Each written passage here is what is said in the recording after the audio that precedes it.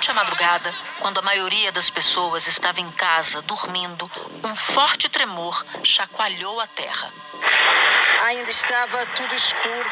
Era madrugada. O relógio marcava 4h17 quando o primeiro terremoto, com magnitude 7,8, sacudiu a Turquia e a Síria. Mais de 40 réplicas foram registradas depois desse terremoto principal. De tão forte o tremor foi sentido em Israel, Líbano, Chipre e Grécia, a centenas de quilômetros de distância. E horas depois, um outro terremoto fortíssimo também, de magnitude 7,5, atingiu uma outra cidade turca, perto de Gaziantep, ou seja, na mesma região. Esse tremor, então, foi tão forte quanto registrado no país em 1939, que vitimou mais de 30 mil pessoas. Esse foi um dos abalos sísmicos mais mortais que aconteceram nas últimas décadas na Turquia, que é uma das zonas de terremotos mais ativas do mundo. Localizado sobre o encontro de placas tectônicas, o país é um dos mais propensos a terremotos no mundo. Mas este foi particularmente devastador por uma combinação de fatores: a magnitude, o horário e as condições climáticas. Os números ainda são parciais, mas passam de 3.600 os mortos, são mais de 16.500 feridos. O clima frio também do inverno acabou acrescentando um outro desafio para as equipes de resgate que tentam o tempo todo encontrar sobreviventes do terremoto. Sem casa e, no caso dos desaparecidos sob escombros, centenas de famílias ficaram expostas a temperaturas quase congelantes dessa época do ano e fortes chuvas. Um momento em que 2 crianças são resgatadas dos escombros de um prédio que desabou no sul da Turquia. Uma delas é socorrida pelo próprio pai, ele desesperado carregando o filho. E detalhe, ele de camiseta, num frio de 5 graus neste momento na cidade. Como disse o presidente turco, essa neve dificulta ainda mais os trabalhos de buscas. Antes mesmo de ambulâncias chegarem, civis começaram os primeiros trabalhos de resgate. Milhares de construções viraram montanhas de escombros. Ainda não tinha amanhecido na Síria e socorristas do grupo Capacetes Brancos, que ficaram conhecidos por tirar pessoas dos destroços de ataques aéreos em plena guerra, se esforçavam para salvar vidas. O epicentro dos tremores foi a região de Gaziantep, onde vivem centenas de milhares de refugiados da guerra da Síria. O país, que ainda convive com o conflito, terá que enfrentar também a destruição causada pelos tremores. O governo russo confirmou que o presidente Vladimir Putin ligou pessoalmente para o presidente sírio, Bashar al-Assad, para oferecer apoio. E o primeiro-ministro israelense, Benjamin Netanyahu, declarou que recebeu um pedido sírio oficial de assistência e que está preparado para cumpri-lo. Isso pode simbolizar uma cooperação histórica entre os dois países, Síria e Israel, que são inimigos há muitos anos. E o assunto hoje é a piora da crise humanitária de refugiados sírios pelo forte tremor que atingiu o país e a vizinha Turquia. Terça-feira, 7 de fevereiro. Milhares de mortes que já foram confirmadas no terremoto que atingiu a Turquia e a Síria acabam agravando muito a crise humanitária por lá, que, como você mesmo escreveu numa coluna recente, andava esquecida no caso da Síria. Então eu queria te pedir para que você nos conte qual é a situação das pessoas nessa região de fronteira, por favor. Essa região de Gaziantep, na Turquia, na fronteira com a Síria, é uma das áreas que mais concentra refugiados sírios de todo o planeta. É importante frisar que muito se fala dos refugiados sírios na Europa, mas a imensa maioria dos sírios estão nos países vizinhos, no caso da Turquia, Jordânia e Líbano. No Líbano, 1/3 da população que vive no Líbano é composta por refugiados sírios e palestinos. Eu passei pelo Líbano 2 semanas atrás, a situação deles é muito ruim, até porque a economia libanesa vai muito mal nesse momento e isso afeta ainda mais os refugiados. E a Turquia é o país que, em número absoluto, mais recebe refugiados sírios. São 3,5 milhões de refugiados sírios vivendo na Turquia. E Gaziantep fica perto da fronteira, numa área não muito distante de Alepo, que é uma das duas grandes cidades sírias, como Damasco, que foi muito afetada pela guerra. Então, o fluxo foi muito grande em direção a Gaziantep, e é comum entre refugiados tentarem ficar perto do país onde viviam, quer dizer, em áreas fronteiriças, até porque culturalmente é mais próximo, porque às vezes eles entram de volta para a cidade onde eles viviam, retornam para Gaziantep, então já tinha um volume muito grande de refugiados. E lembrando que a guerra da Síria, embora não esteja nos seus piores momentos, quer dizer, na prática o regime do Bashar al-Assad ganhou, mas há ainda algumas áreas que há conflitos localizados. E uma dessas áreas é justamente a fronteira da Turquia com a Síria. Não exatamente ali em Gaziantep, mas muito próximo no lado sírio da fronteira, em Idlib. E como você mesmo citava, o ônus de cuidar da imensa maioria desses refugiados é justamente da Turquia, do Líbano e da Jordânia. E mesmo que dezenas de países tenham oferecido ajuda horas depois do terremoto, a situação a situação difícil recai justamente com os países que fazem fronteira com a Síria.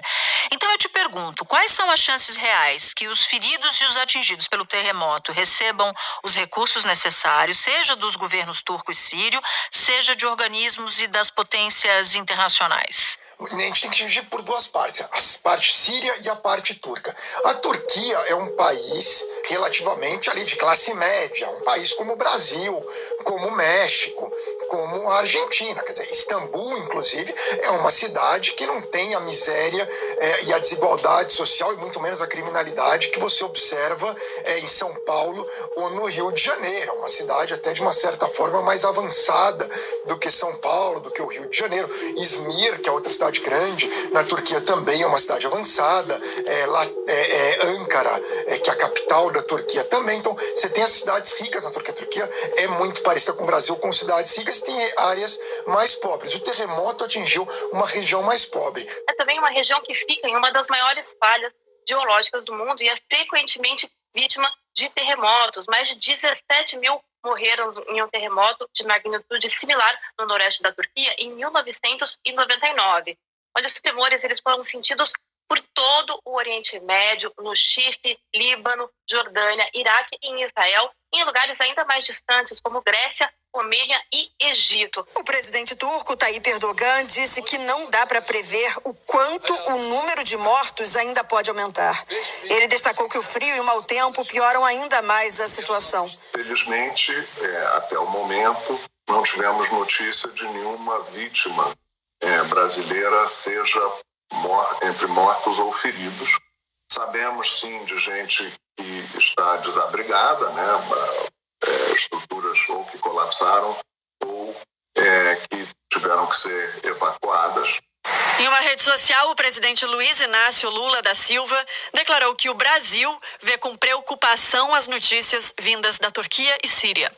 Lula manifestou solidariedade com os povos dos dois países, com as famílias das vítimas e todos que perderam suas casas nessa tragédia. A Turquia, nesse momento, vive uma crise econômica no sentido de ter inflação e uma mega desvalorização da moeda, quer dizer, passa por um mau momento. Mas tem estrutura para o próprio país, para o governo turco, ajudar as pessoas afetadas pelo terremoto. Assim como se estivesse no Brasil, o governo brasileiro, se fosse um terremoto numa região mais pobre do Brasil, o governo brasileiro teria condições de ajudar, em temas como resgate, mesmo ajuda humanitária posterior, teria condições. Claro que uma ajuda externa sempre é boa, mas a Turquia é uma nação muito próxima, muito similar ao Brasil, embora sem a desigualdade e a pobreza que você observa muitas vezes no Brasil. No caso da Síria, não. A Síria é um país que passou por 12 anos de guerra civil, ainda está destruído, mesmo com o regime do Assad tendo ganho. As áreas mais atingidas pelo terremoto não estão sob controle do Assad, mas mesmo as áreas controladas por ele são áreas que estão parcialmente destruídas. Se não estão destruídas, houve um empobrecimento agudo da Síria. O cenário do país é realmente catastrófico nesse sentido. A cada dia, comprar o que comer fica mais caro. Nos mercados clandestinos, a moeda local vale 1% do que valia antes da guerra. Homens desempregados passam o dia esperando pela chance de fazer um bico. A ONU estima que 90% dos sírios vivem abaixo da linha da pobreza. O regime diz que vai receber ajuda da China, do Irã e da Rússia, além dos Emirados Árabes. Eles têm se aproximado muito dos Emirados Árabes recentemente, né, a Síria. Então, imagino que os Emirados deem muito apoio. No caso das áreas controladas pela oposição, provavelmente vai ter muita ajuda da própria Turquia, de países ali do Golfo, como Emirados Árabes, Catar e dos Estados Unidos. Muitas nações, quando ocorrem essas tragédias, eles falam que vão ajudar muito para propaganda. Eu nem vou citar nomes de países, mas muito para propaganda, falando que vão ajudar tudo. Eu observei isso muito no caso da explosão do porto no Líbano e também do terremoto do Haiti.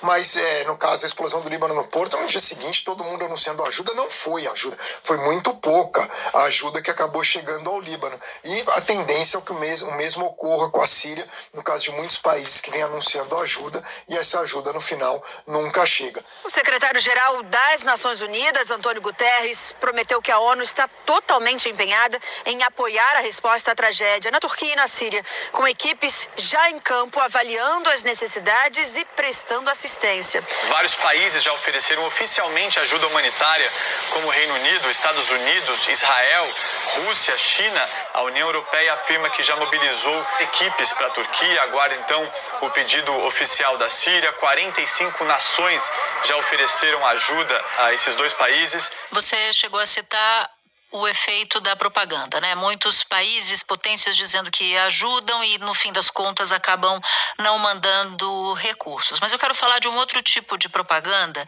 e checar com você como esse episódio, falando particularmente da Turquia, pode ser capitalizado politicamente pelo governo Erdogan. O cenário na Turquia é o seguinte: haverá eleições, estão previstas para junho, o Erdogan queria antecipar para maio. O Erdogan, como a gente sabe, né, ele é uma espécie de autocrata na Turquia, mas a oposição existe. Por exemplo, o prefeito de Istambul, Imamoglu, é da oposição. O prefeito de Ankara é da oposição. O prefeito de Izmir é da oposição. O prefeito de Edirne é da oposição. O provável rival do Erdogan na eleição presidencial seria o Imamoglu. Só que o Erdogan, claro, está fazendo de tudo para impedir a candidatura de Imamoglu, que, se fossem eleições justas, ganharia, porque ele é popular. O Erdogan é de um partido, que é o AKP, que é um partido conservador, de viés mais religioso. Ele tem como aliado um partido nacionalista, o MHP. Na oposição, o principal partido é o CHP, que tem a origem no Mustafa Kemal Atatürk, no kemalismo. É um partido de centro-esquerda bem secular, daquela tradição secular da Turquia que prevaleceu até a chegada do Erdogan ao poder. Mas talvez ele conte com o apoio de figuras que foram ligadas ao Erdogan no passado, como o ex-presidente Abdullah Gül, Davutoglu, que foi chanceler. Então talvez tenha um apoio maior. Então a oposição está tentando se organizar para ver se de alguma forma consiga derrotar o Erdogan, tanto na eleição presidencial como na parlamentar.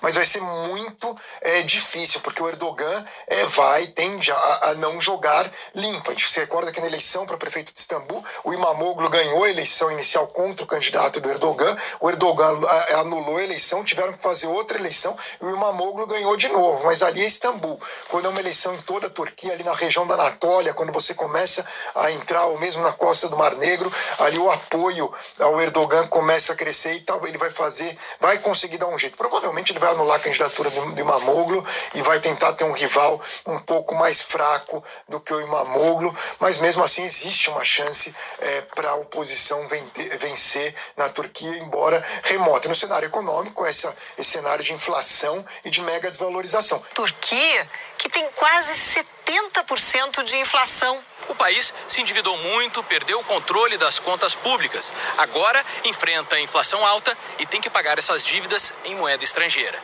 Eu estava na Turquia agora 10 dias atrás, voltei no domingo passado, Natuza, e está muito barata a Turquia, extremamente barata comparada a outras vezes. Eu tinha ido para lá a última vez, logo antes da pandemia, em 2019, era um país muito mais caro.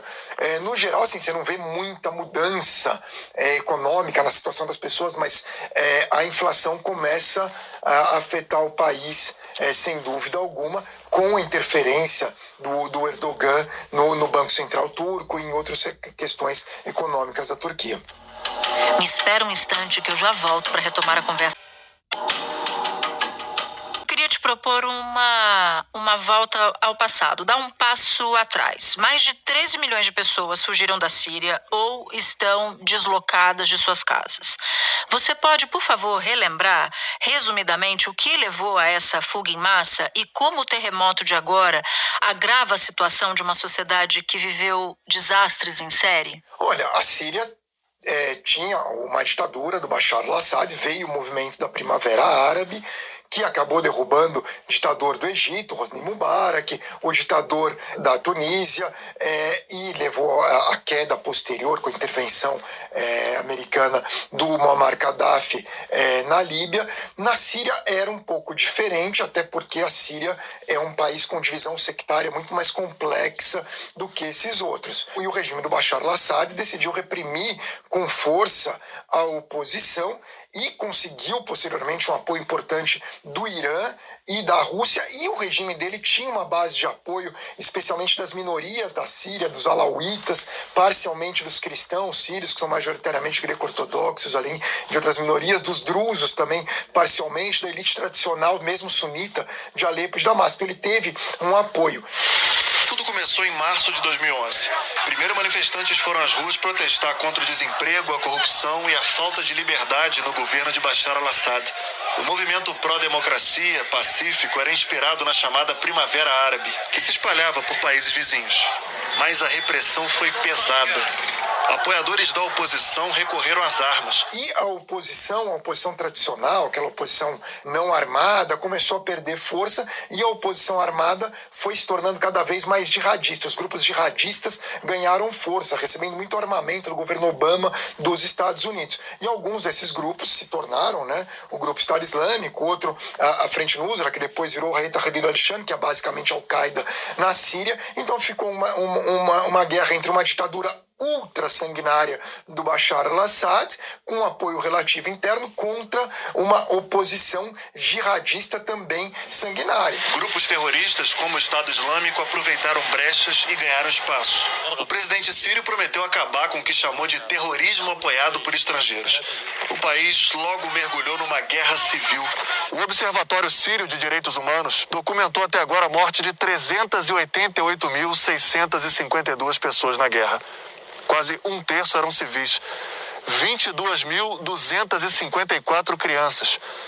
E olha que o total de mortos não inclui 205 mil pessoas que estão desaparecidas. E se você é um sírio que não quer viver sob uma ditadura sanguinária e tampouco apoia uma oposição jihadista, especialmente se você é jovem, você não tem alternativa, você vai embora. E a tendência sempre de refugiados, isso em qualquer circunstância, na guerra do Iraque, o país que mais recebeu refugiado foi justamente a Síria, ironicamente, os países eles foram para os vizinhos, para o Líbano, para a Jordânia e para a Turquia. O Iraque estava numa situação complexa, até porque o Estado Islâmico controlou Mossul e uma boa parte do território. Eles não foram para o Iraque, Israel não recebeu refugiados sírios. Então eles ficaram nesses países limítrofes. Quem podia ou se arriscou, tentou cruzar o Mediterrâneo, cruzar por terra, até chegar à Alemanha, onde onde o governo deu abrigo aos refugiados sírios, onde os países europeus fecharam as portas. A Anistia Internacional considerou que a Europa falhou em não oferecer muitos abrigos aos refugiados da guerra na Síria. De acordo com a Anistia, o bloco recebeu apenas 12 mil refugiados, um número irrisório se comparado aos mais de 500 mil sírios que chegaram à Turquia ou aos 800 mil que estão no Líbano. Alguns outros países do mundo, como o Brasil, também recebeu, embora um número pequeno, mas recebeu refugiados sírios. Os Estados Unidos, no governo Trump, fechou totalmente, recebendo zero sírios. Aliás, sírios foram proibidos, qualquer sírio, mesmo um cardiologista sírio que quisesse vir ser fellow na Johns Hopkins, era proibido de entrar nos Estados Unidos pelo fato de ter nascido na Síria, sendo que os Estados Unidos intervieram na guerra da Síria ao apoiarem milícias jihadistas, e também ali na fronteira os Estados Unidos apoiaram curdos que são inimigos desses grupos jihadistas, mantêm uma relação de neutralidade com o Assad, mas são inimigos dos grupos jihadistas. Esses grupos jihadistas apoiados pela Turquia, e que a Turquia considera esses curdos terroristas. Então também tem esse outro lado da guerra, mais ali na fronteira. E em que momento em particular da guerra essa tragédia atinge a Síria? O pior momento da guerra foi quando o Grupo Estado Islâmico começou a controlar grandes porções do território sírio. E aí a gente está falando de um regime medieval que decapitava as pessoas, especialmente se você fosse de minoria, cristão, alauíta. É uma coisa assim, a forma como se tratavam as mulheres, tudo. Aí foi para um patamar muito além do que estava antes, né? Então, aí foi no momento do Grupo Estado Islâmico que o cenário piorou bastante, mas o Grupo Estado Islâmico acabou derrotado. Então, o cenário hoje na Síria, em termos de guerra, não é como era em 2015, 2016. A guerra é mais localizada. Se você for a Damasco hoje, não tem guerra. A cidade está empobrecida, mas guerra, isso não tem. Super obrigada por ter tirado um tempinho para falar aqui com a gente. Eu sei que hoje é um dia intenso e que você está sendo super requisitado. Obrigado, sempre uma honra. E fico por aqui. Até o próximo assunto.